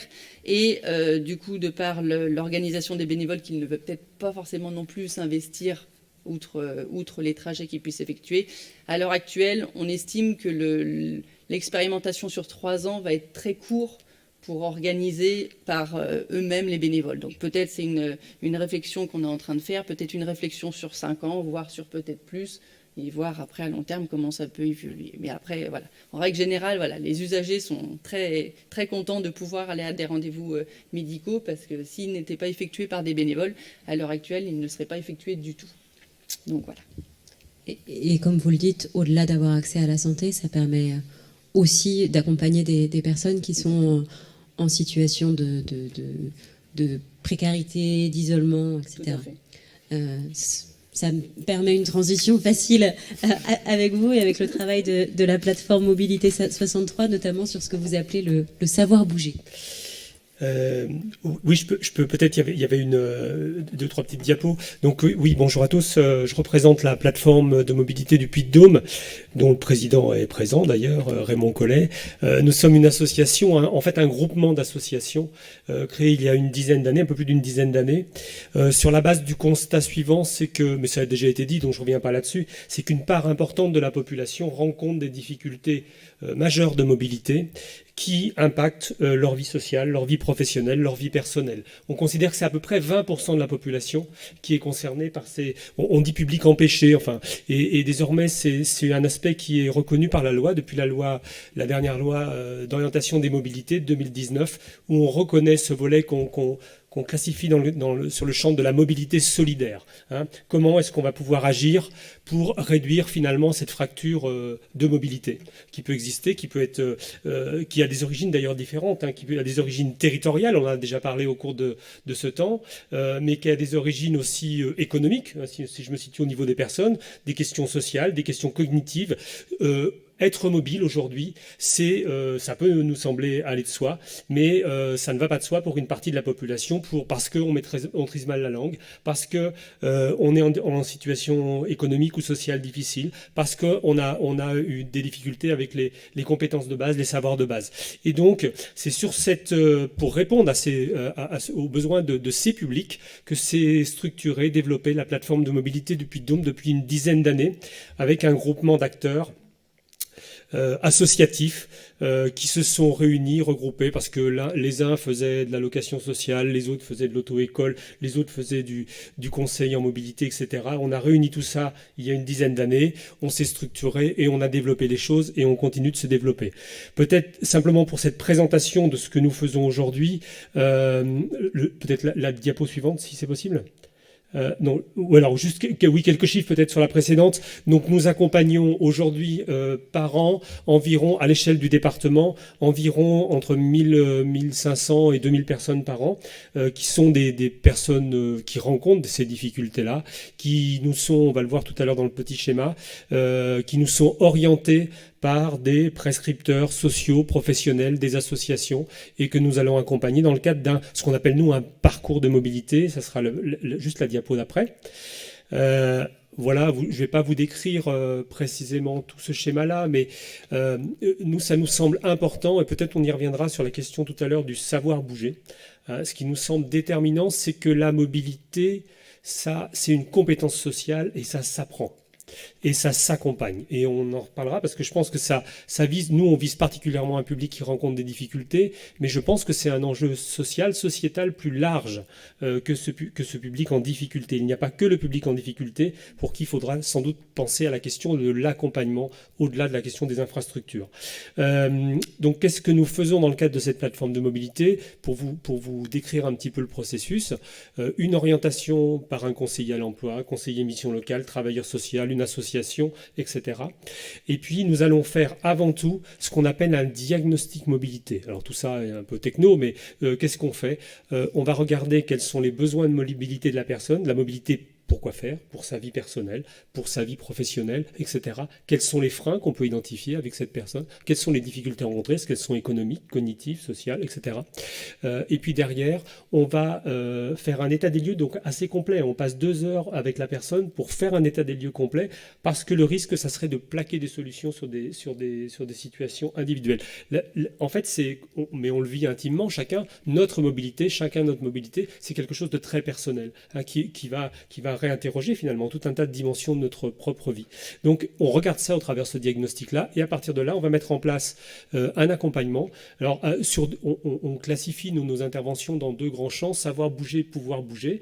Vous avez dans le schéma qui est projeté ici, vous voyez un petit peu ce qu'on va pouvoir mobiliser suite dans le cadre de ce plan d'action. On va pouvoir mobiliser des solutions du savoir bouger. Donc on a des ateliers mobilité, des formations à la mobilité, parce que la mobilité, je le répète, mais ça s'apprend. Connaître son territoire, connaître les offres de son territoire, savoir se repérer sur son territoire, ça ne va pas de soi pour tout le monde. Et peut-être ça nous parle à chacun d'ailleurs. Savoir utiliser un certain nombre d'outils. On parle beaucoup de plus en plus du vélo aujourd'hui, mais ça ne va pas de soi d'utiliser du vélo pour tout le monde, en fait. Et pour beaucoup, soit parce qu'on ne sait pas, il y a une partie de la population qui ne sait pas faire de vélo, ou qui a des craintes, des réticences. Hein, c'est pas parce qu'on va mettre des vélos à disposition qui seront forcément utilisés. Il y a des gens qui vont y aller spontanément, qui auront besoin d'aucune aide. Mais il y a toute une partie de la population qui va avoir besoin d'un coup de main pour accéder à ces nouvelles offres. On va aussi travailler, bien sûr, sur la partie, toujours dans le registre du savoir bouger, sur la partie préparation au permis de conduire. Je vous cacherai, enfin, je vous apprends rien si je vous dis que pour une partie de la population, passer son permis de conduire, c'est quelque chose de difficile. On le comprendra facilement. Je ne rentre pas dans le détail. Peut-être il y aura des questions là-dessus. Et puis, donc ça, c'est l'aspect savoir bouger. Ça nécessite des compétences sociales, notamment. Et le deuxième aspect, c'est le pouvoir bouger. Eh bien oui, quand on est en difficulté économique, quand on a peu de moyens, avoir une voiture, etc., faire réparer sa voiture, utiliser les transports, ça coûte de l'argent. Donc on va accompagner les personnes dans le cadre de la location sociale, en lien avec des garages solidaires partenaires, en lien avec des organismes de microcrédit. On accompagne au pouvoir bouger ces personnes-là. Et je termine là-dessus, on accompagne les personnes jusqu'à l'autonomie, enfin le plus loin possible, hein, jusqu'au moment où la personne, finalement, elle nous dit, et on convient avec elle, et c'est le petit bilan de fin de parcours, là, où on se dit, OK, aujourd'hui, elle est suffisamment autonome pour aller au boulot, etc. Et c'est finalement raccorder finalement ces personnes-là au droit commun, et puis qu'elles puissent en plus vivre de leur propres ailes ensuite. Voilà ce qu'on fait depuis une dizaine d'années et qui se développe beaucoup, qu'on continue de développer beaucoup à l'échelle du département. Merci. Alors c'est effectivement très intéressant ce que vous présentez sur le savoir bouger, puisque jusqu'ici on a beaucoup parlé du pouvoir bouger, de l'offre, en partant du postulat que finalement tout le monde était mobile. Or certains n'ont pas la compétence, n'ont pas la capacité à trouver cette information tout seul. Et puis certains, peut-être même avec l'information, ne seront pas mobiles. C'est aujourd'hui un sujet que regarde beaucoup la Poste. En étant très présent dans les territoires, vous avez ce positionnement aujourd'hui d'accompagner les personnes peu ou pas mobiles. Oui, alors en fait, nos réflexions, elles se situent sur les mobilités territoriales inversées. C'est-à-dire que bien évidemment qu'il faut qu'on arrive à trouver des solutions, et notamment dans les territoires ruraux, pour accompagner les déplacements des citoyens. Mais on le sait aussi qu'il y a une partie de la population qui, quoi qu'on fasse, pour des questions de santé, d'isolement, ne pourront pas être mobiles. Et donc du coup, on travaille à participer à co-construire des réponses alternatives dans des zones géographiques finalement où la mobilité est un frein à l'accessibilité des services du quotidien. Alors, on le fait par 2 façons. On le fait d'abord toujours en co-construction, en partenariat, et surtout sur le principe de la mutualisation. C'est-à-dire qu'aujourd'hui, on travaille sur la mutualisation de nos espaces. On a, par exemple, en Auvergne-Rhône-Alpes, plus d'une 60aine de maisons de services au public ou de France Service qui sont dans un bureau de poste. Et donc là, les citoyens peuvent accéder à une intégralité de services en partenariat avec des opérateurs, la CAF, Pôle emploi et autres. Je ne vais pas tous les citer, mais qui peuvent en tout cas être là sur un même lieu et trouver plus de services sur un même lieu. On le fait aussi en partenariat avec des commerçants ou des startups de l'économie sociale et solidaire. Je vous donne un exemple dans la région, Comptoir de Campagne, qui est une solution d'épicerie solidaire et de conciergerie pour les milieux ruraux, pour des communes de moins de 2000 habitants, dans lequel on offre les services postaux contre rémunération, c'est-à-dire qu'on apporte une rémunération à cette start-up pour lui permettre d'avoir du flux de l'activité et évidemment de participer à son modèle économique, puisque une des clés aussi, c'est la revitalisation des services en milieu rural. Voilà, si la population peut trouver des services sur son territoire, évidemment, elle aura besoin de moins de mobilité. Ça, c'est la première partie. Je reviens sur le permis de conduire parce qu'on a œuvré aussi et à la demande de l'État, c'est-à-dire qu'aujourd'hui en Auvergne-Rhône-Alpes, dans 80 bureaux de poste plutôt ruraux et semi-ruraux, les personnes peuvent aller passer leur permis de conduire. C'est-à-dire que ça évite aussi une mobilité vers un grand centre urbain. On peut passer en rural ou en semi-rural son permis dans des bureaux de poste. En tout cas, son code de la route, plutôt. Pas le permis, évidemment, mais plutôt le code de la route. Le TG en jargon, l'examen théorique général. Et puis surtout, évidemment, on travaille avec nos facteurs, puisque nos facteurs, ils passent au domicile des Français 6 jours sur 7. Et l'idée là, c'est de pouvoir tester. Alors certaines sont en test et en expérimentation, d'autres sont vraiment actives. Mais on a testé d'apporter plutôt des produits et des services. Donc on fait du portage de repas. On travaille par exemple avec l'ADMR du Vaucluse, avec d'autres ADMR en France évidemment pour du portage de repas à domicile pour les personnes isolées. On travaille aussi, si je vous donne d'autres exemples, sur tout ce qui est maintien et prévention de la perte d'autonomie à domicile. Vous avez peut-être entendu parler d'un projet européen qui s'appelle ICOP avec l'Organisation mondiale de la santé. L'idée, c'est d'arriver à détecter chez les personnes fragiles, isolées et âgées le début de la perte d'autonomie pour pouvoir mettre en place tout de suite tout un circuit et maintenir les personnes à leur domicile. On a travaillé aussi avec la Comcom Ambert-Livradois-Forêt. On a proposé avec le conseil départemental du Puy-de-Dôme un bouquet de services.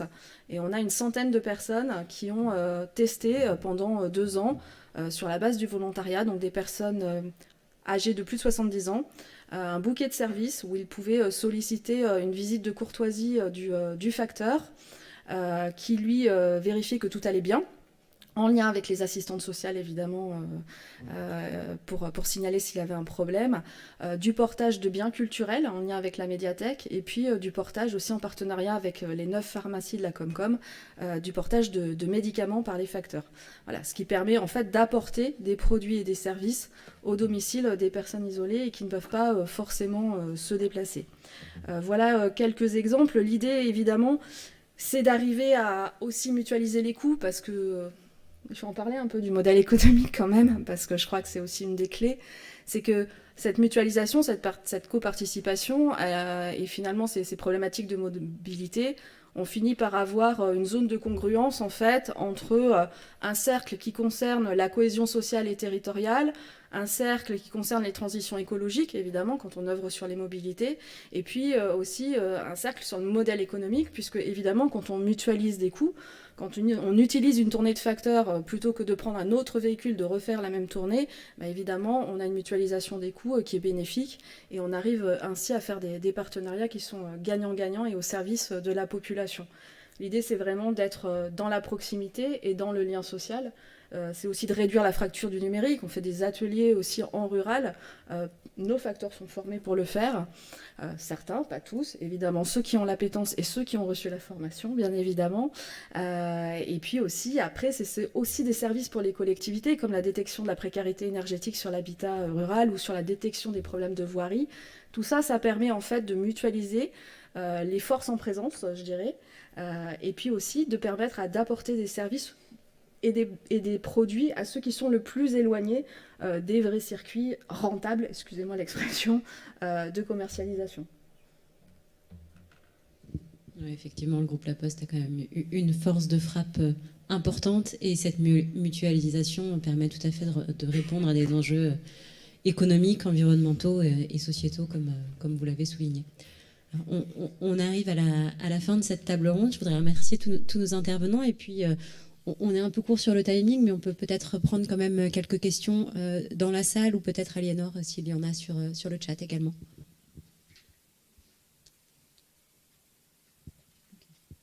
Oui, monsieur.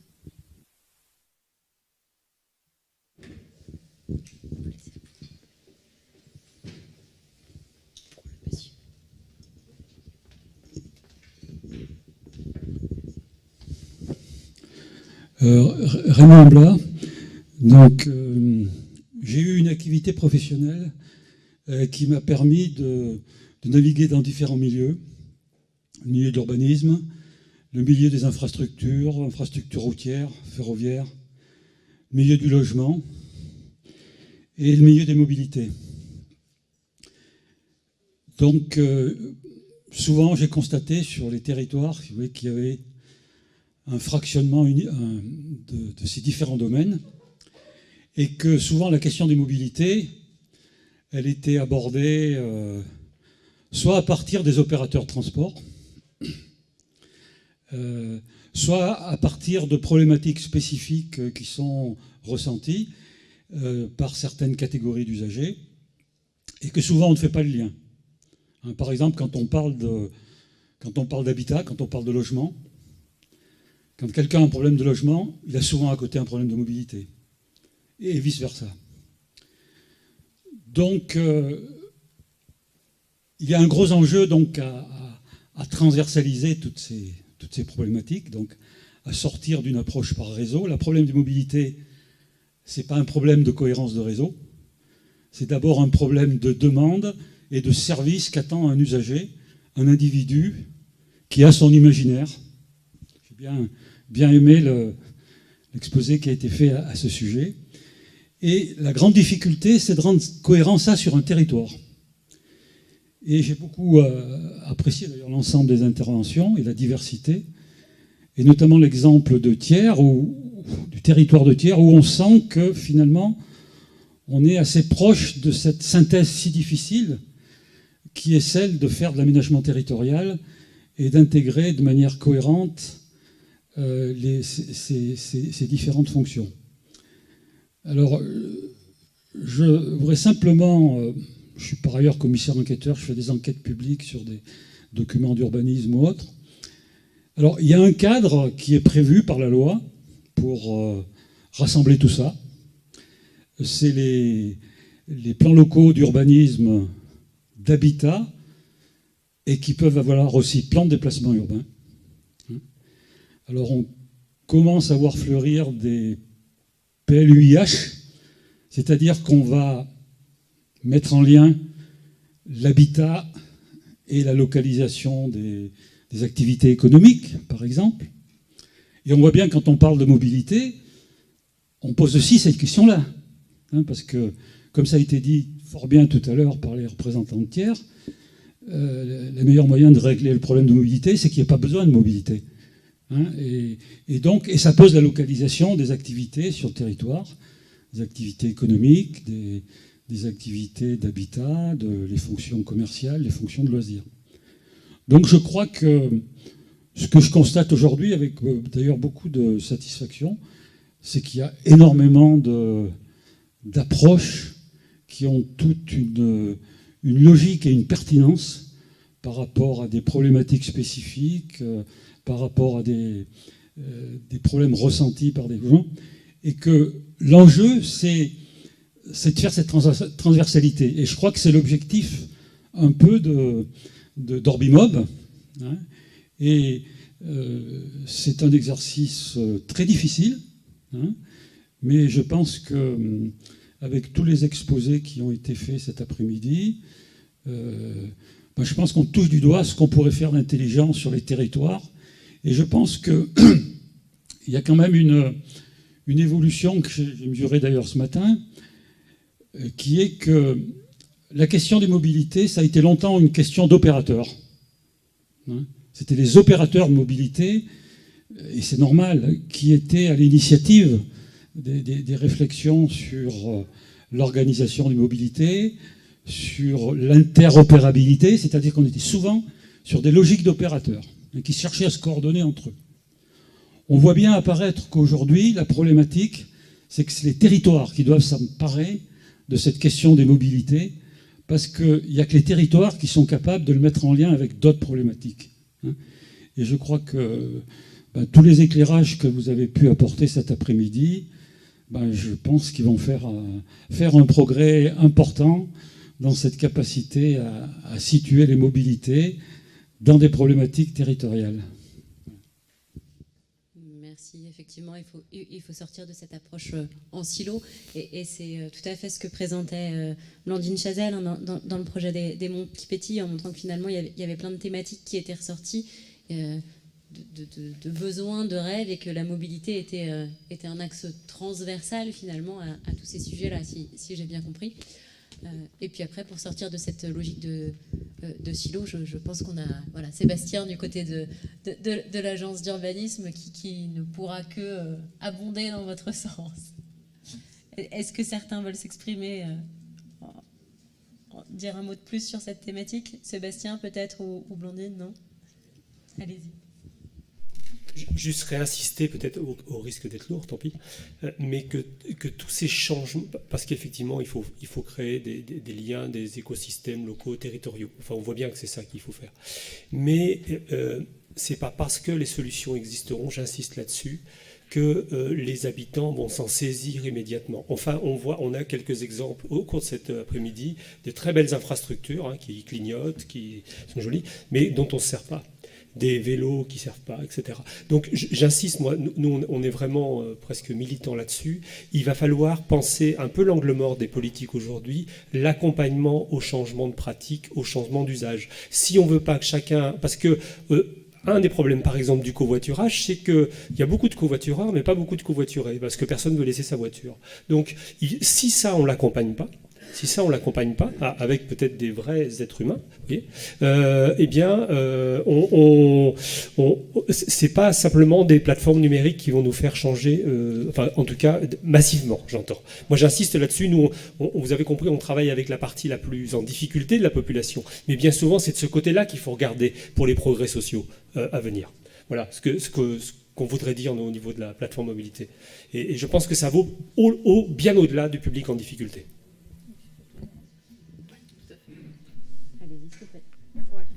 Non, je voulais juste rebondir et je vais prendre un exemple, c'est-à-dire que on a plus de 3200 véhicules électriques sur la région Auvergne-Rhône-Alpes, dont plus de 2000 vélos à assistance électrique, et je vous ai dit tout à l'heure qu'on mettait des stations de vélos en autopartage. Je rejoins sur l'accompagnement, tout ça ne se fait pas du jour au lendemain. Conduire un véhicule électrique, ça ne se conduit pas comme un véhicule thermique. Prendre un vélo à assistance électrique, en milieu urbain, c'est pas parce que vous faites une virée VTT tous les week-ends que vous êtes capable de circuler au milieu d'un flot de véhicules et en milieu urbain. Et on a affaire aussi à beaucoup de personnes qui ont envie de changer de comportement, sauf que la dernière fois qu'elles ont pris un vélo, elles avaient 15 ans, et qu'aujourd'hui elles en ont 30 ou 40, et que ça fait peur. Voilà. Et donc évidemment, ça s'accompagne de formations, de cycles de formation qui sont pratiquement chez nous obligatoires d'ailleurs, ne serait-ce que pour la sécurité et la prévention d'abord, et pour réduire l'accidentologie éventuellement, mais simplement aussi pour transformer en fait l'usage et les mentalités. Et ce qui fait peur, c'est de changer de cap en fait. Et l'inconnu fait peur, on le sait. Et quand on teste plusieurs fois avec plusieurs formations et plusieurs sessions, ça devient plus facile de récupérer l'usage au quotidien. Moi, je veux juste ajouter une petite touche par rapport à ça. En fait, tout à l'heure, monsieur disait peut-être que ça concerne tout le monde. Moi, je crois vraiment en fait, que ça concerne tout le monde. Là, pendant le festival, on avait l'occasion d'avoir des véhicules. Moi, franchement, ça me faisait pas peur. Mais alors, quand je suis montée sur un vélo cargo, que j'ai vraiment essayé de le conduire, je me dis, ah ouais, c'est un engin. En fait, on appelle ça vélo, mais en fait, c'est un engin. Il faut le tourner différemment. Il y a l'électronique, je sais pas comment ça marche. Il y a plus, moins, mais en fait, je sais pas trop à quoi ça correspond. Donc, véritablement, en fait, on est tous concernés par appréhender ces nouveaux outils. Mais comme quand vous achetez un nouvel outil ou que vous empruntez un nouvel outil, on vous explique le mode d'emploi. Là, c'est du même ordre. Et par rapport à ce que disait monsieur sur la transversalité, moi, je trouve qu'il y a un sujet sur lequel on n'a pas parlé de transversalité, c'est souvent les dispositifs, ils ciblent des publics. Et en fait, il y a des financements qui accompagnent les dispositifs. Il y a le dispositif pour aider les publics plutôt âgés, les publics plutôt en insertion, il y a les transports plutôt scolaires, et donc on segmente. Et donc on segmente les offres, et donc on segmente aussi les publics qui peuvent accéder, et donc remplir les véhicules, et donc après on compte, on dit ça fait pas beaucoup, mais en fait, oui, la cible déjà, elle n'est pas très grande, et les financements en fait sont ciblés. Et alors, Monsieur Oliva, parfois, invite à regarder la fiscalité, c'était le propos d'hier soir.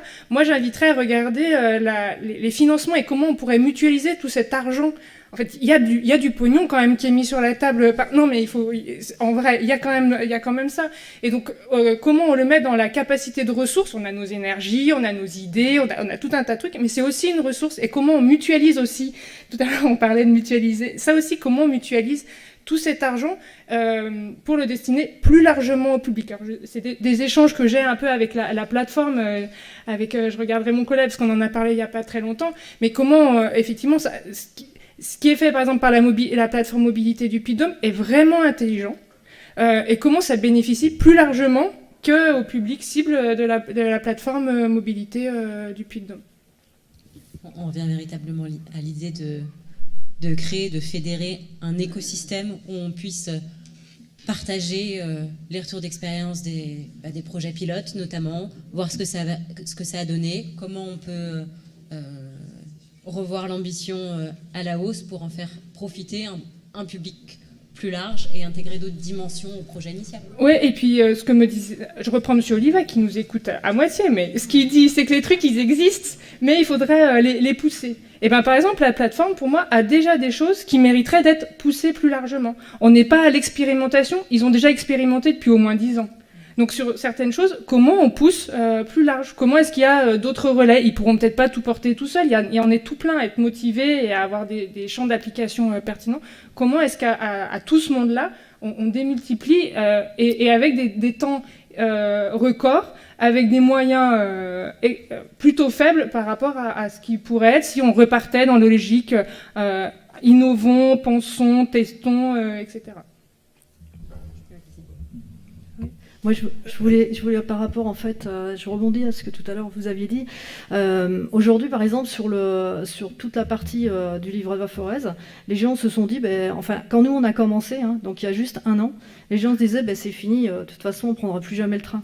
C'est-à-dire qu'ils ont renoncé. Donc après, ils ont mis des stratégies en place différentes. Donc dans le livret A Forez, c'est quoi la stratégie différente? On prend sa voiture, il n'y a pas d'autre solution. Et là, avec tout le travail qu'on a fait de terrain, avec toutes les mobilisations qu'il y a pu avoir, eh bien, il y a des personnes qui se sont dit, oui, le train, oui, effectivement, je peux l'utiliser, en fait, je peux mettre mon vélo dans le train, je peux l'emmener, et du coup, je peux aller après, en fait, dans les métropoles et continuer à travailler, en fait, voilà. Et ainsi de suite. Des familles, oui, je peux me déplacer avec mes enfants, parce que dans le train, eh ben, je peux, en fait, jouer avec mes enfants, ou avec mes petits-enfants, eh ben, si je vais les chercher derrière, c'est beaucoup plus facile de faire 2 heures en train, plutôt que 2 heures en voiture, où on dit aux enfants, allez, taisez-vous, ça suffit, et tout. Là, c'est un partage, c'est des échanges qui se construisent. Et donc là, on arrive avec un usage différent. Et puis également, sur les gens qui travaillent, notamment, pour certaines personnes, il y a carrément où ils ont pu négocier avec leur entreprise la possibilité que le temps de transport soit des temps de transport intégrés dans leur temps de travail. Ce qui veut dire que dans un train, vous pouvez travailler. Donc ça permet en fait de travailler également dans le train et derrière d'optimiser son temps de transport au lieu d'être dans sa voiture où on ne peut rien faire d'autre à part téléphoner. Et ainsi de suite. Et là... C'est moyen de téléphoner. Non mais avec les systèmes Bluetooth, pas avec ça. On est d'accord. Et... rigoler tous. Oui, j'ai bien compris. Et donc, voilà, en fait, et toutes ces possibilités, et par exemple aussi l'accès avec, en fait, pour les personnes handicapées, dans un train, c'est beaucoup plus facile de se déplacer. La particularité aussi du train, c'est qu'il y a des toilettes, c'est tout simplement, mais ça a été identifié, en fait. Et à force de véhiculer toutes ces possibilités liées à l'usage du train, eh bien, on est parti avec, je vais vous donner, c'était un élu qui nous disait, mais mais ça sert à rien ce que vous êtes en train de faire, c'est pas la peine, les gens de toute façon ils s'en fichent, quoi. Et il nous dit, il y a 10% qui se sentent concernés.